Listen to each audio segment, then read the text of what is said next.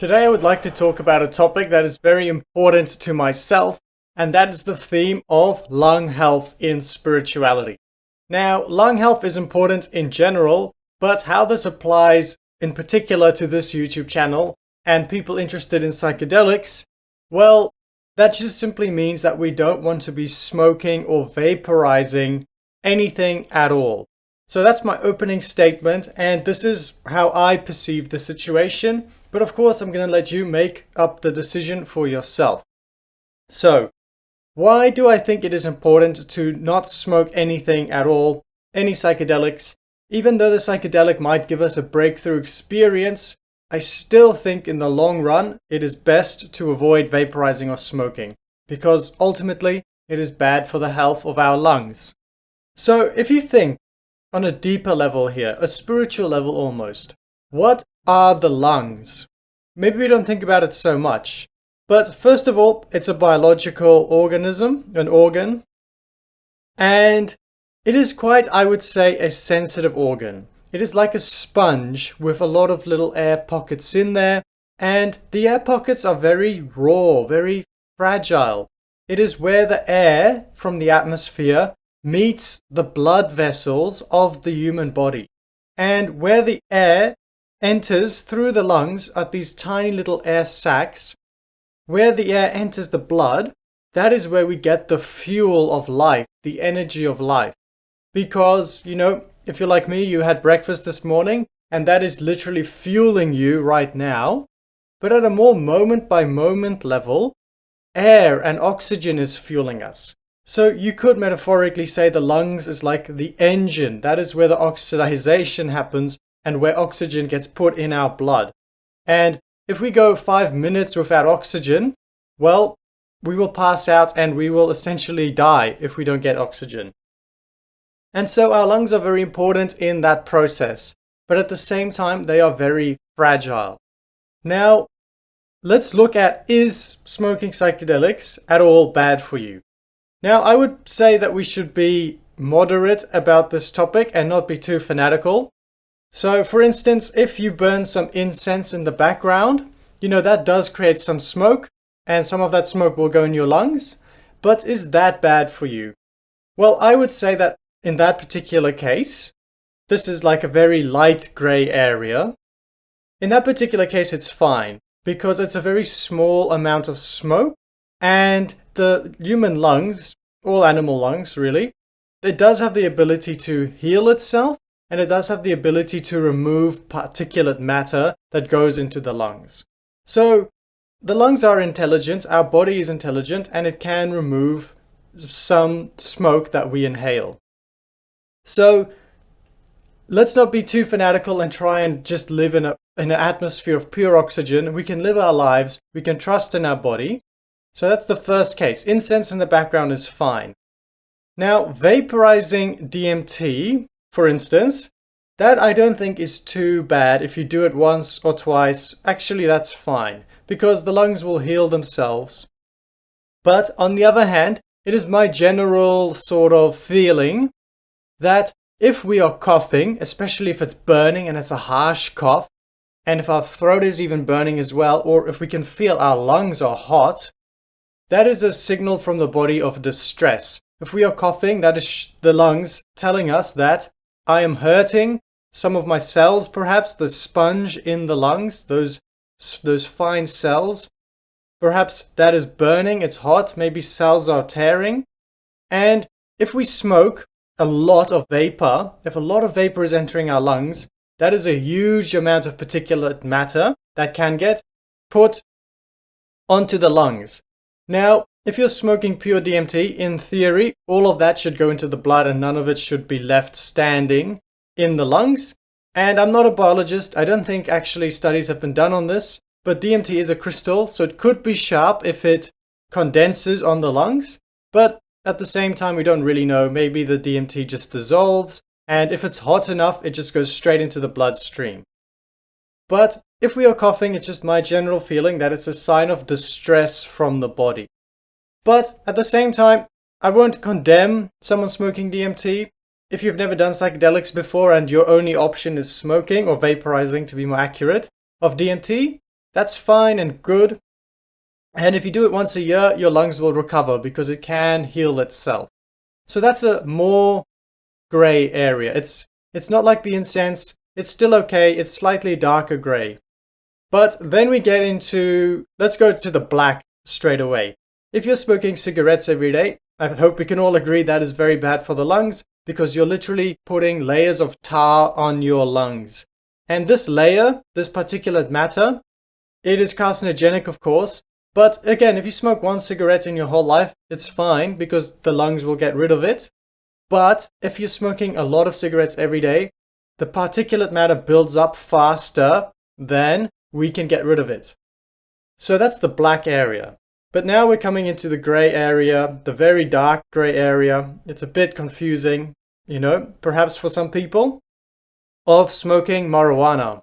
And I used to smoke marijuana daily for quite a few years. I would say I was a little bit addicted. It was filling a void in my life that I was struggling to fill through other natural means. But I was smoking it 5 times a week, let's say. And I think your lungs sort of get used to it after a while and you stop coughing. But if you just go smoking weed once, you will probably cough. It will be harsh on your lungs. And definitely I can notice, or I did notice, that my lung health didn't feel as good. That sponge, that delicate sponge, was getting dirty with a lot of particulate matter. If you ever look into your bong, perhaps, that you use to smoke, or if you have a filter for your joint, I would suggest that you look carefully and see how much gunk gets built up in the bong. And that definitely happens at the lungs as well. And it's a lot of particulate matter. It's really a lot for the body to get rid of. And again, the lungs, it's like a sensitive sponge that is bringing in oxygen into our blood vessels. It is where the blood meets the oxygen. And we want to keep that healthy. Let the energy flow through us cleanly. Getting a bit more traditional now and, getting into the typical mystical religion talk of Buddhism and Hinduism perhaps. They have concepts of prana and chi, where they would say that your body gets energy from the atmosphere through the lungs. And that is literally true. We want, I believe, in my opinion, to keep this influx of energy as clean as possible and not put any gunk in the way. I really like this Indian concept. They talk about the 3 gunas, I hope I'm pronouncing that right, of life.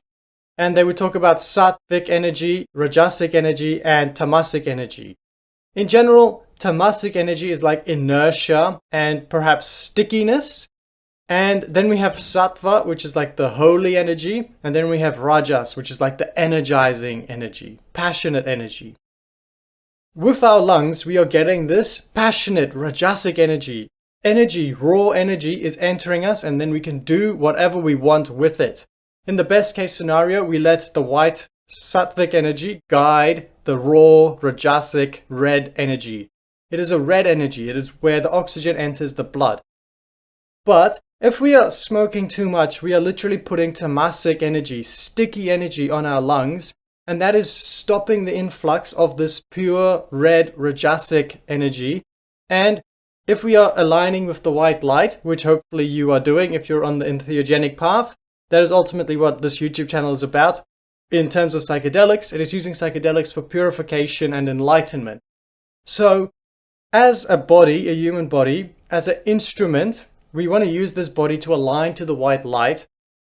But since we're living in the physical world, we want raw red energy. And if we want raw red energy, we don't want to put gunk on our lungs. Now, that's not to say this tamasic energy of inertia is bad. It's very good, actually. Habits, for instance, can be very healthy. But we don't want to put very sticky, very black, tarry energy on our lungs because that is restricting the red, raw passion energy from our lives. All of us want passion in life. But for that, we, at the very core of it, need healthy lungs because lungs is where oxygen literally enters our red blood. But just as a physical reality, our lungs are very important into bringing energy into our lives. Now, I would also suggest at a deeper level with this topic, there is a karmic choice for all of us to make. And that is we can either disregard our body and not care for it, or we can genuinely really see at a deep level how rich and complex and beautiful our body is, and we can see that we were gifted it to us. Our body was gifted to us through billions of years of evolution. We have an amazing immune system, amazing circulatory system, an amazing brain, an amazing mind. You know, so much of our body is so amazing. Our joints, our bones, everything is amazing about it. And this has been a gift to us.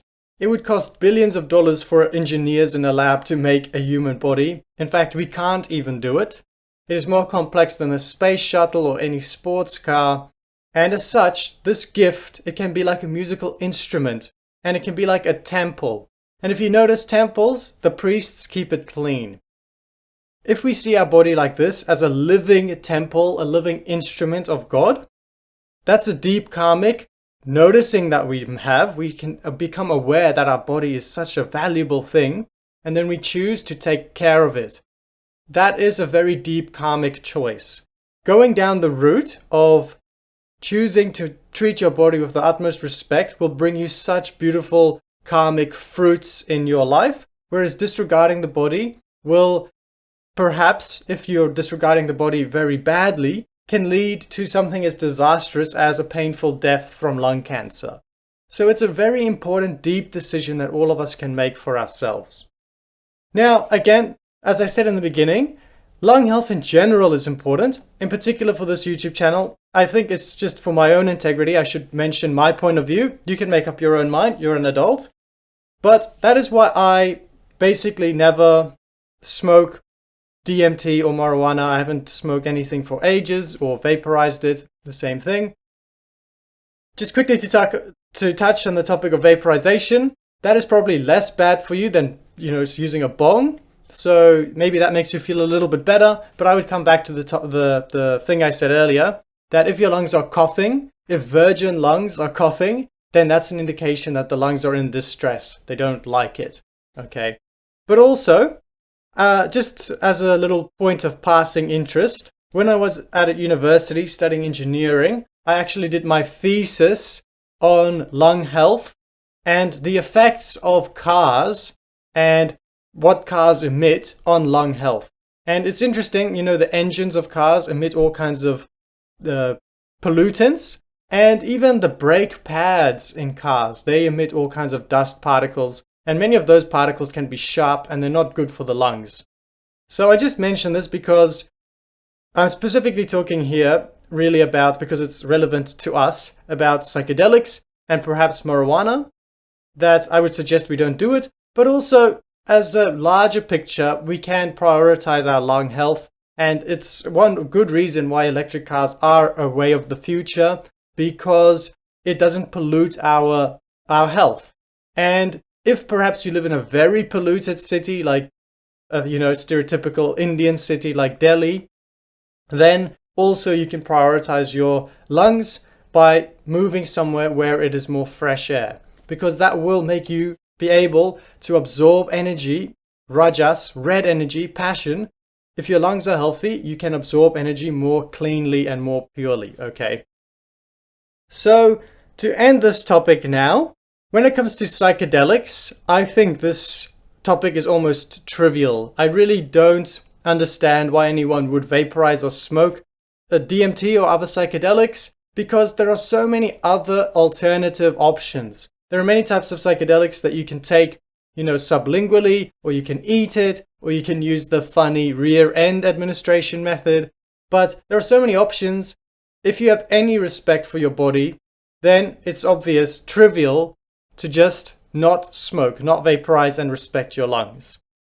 If we are talking about marijuana, then people in general, I've noticed, get a bit more defensive, because I think, in my own opinion and my own experience, and from my friends' experiences, marijuana is addictive in the sense that it fills a hole in our life, and by giving it up, it's not that hard to not smoke, but we have this hole in our life that we struggle to fill with other external happiness. So it can be very hard for people to give up marijuana, and it is difficult. It is difficult. There's no easy option for that, because You can ingest THC by eating it, but that whole experience is different. So there's not a nice, easy alternative for marijuana. But that is where a deep choice comes in. You need to prioritize for yourself. Are you going to treat your body as a living temple of God? And if that has deep meaning for you, then that can perhaps really change your decision in life to be smoking marijuana or not. But the decision is up to you. I would just encourage all of us to consider the value of our body, how delicate our lungs are, and to love this intricate, beautiful system gifted to us by the universe, and just to treat it with respect and love.